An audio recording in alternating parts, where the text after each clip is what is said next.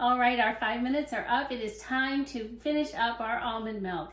So far my hands-on time has been like, I don't know, maybe 2 minutes between soaking the almonds yesterday and then rinsing them and putting water in this thing today. So very, very little hands-on time up until this moment.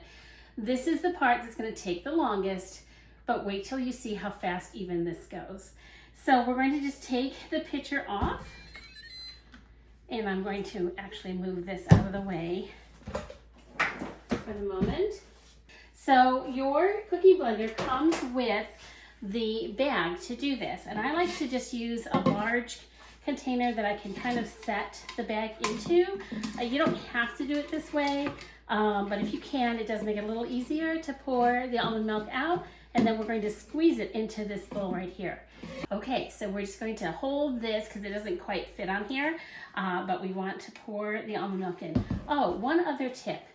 This has a seam in it, and turn it inside out so that the seam is on the outside. It makes it easier to clean when you're done. Okay, I'm gonna wrap this around. It doesn't quite make it all the way around, so I do have to hold it open, but this will hold the bag in place for me. And we're just going to pour our milk in.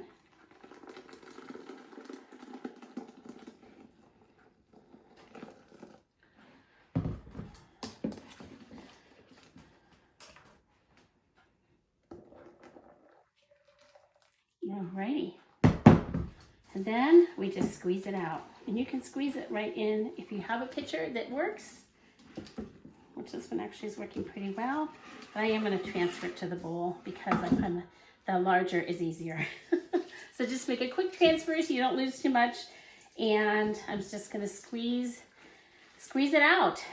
And what you end up with is all your almond pulp inside the bag.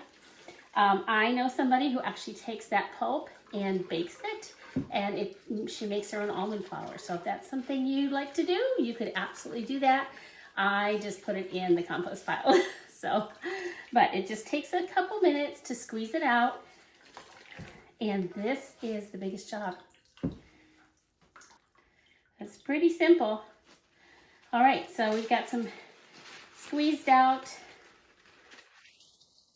It's just almond pulp. And again, if you're super resourceful like my friend, go ahead and spread it out on a piece of stoneware would be ideal, or parchment paper on a cookie sheet, and you can bake it in your oven and make your own almond flour.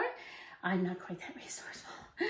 Okay, so then I just take it and I pour it into a jar to keep in the fridge. Now, it is warm right now, so I do leave the lid off until it's cooled down in the fridge, and then I'll put the lid on. And this will keep for about 2 weeks in the fridge. Sometimes it'll settle and you'll have to stir it up a little bit, but it works fine. So there we have it, almond milk, couple minutes, total hands-on time, less than 10 minutes, somewhere between, I would say, 5 and 7, total hands-on time, including throwing this in the dishwasher. So I hope you find this helpful.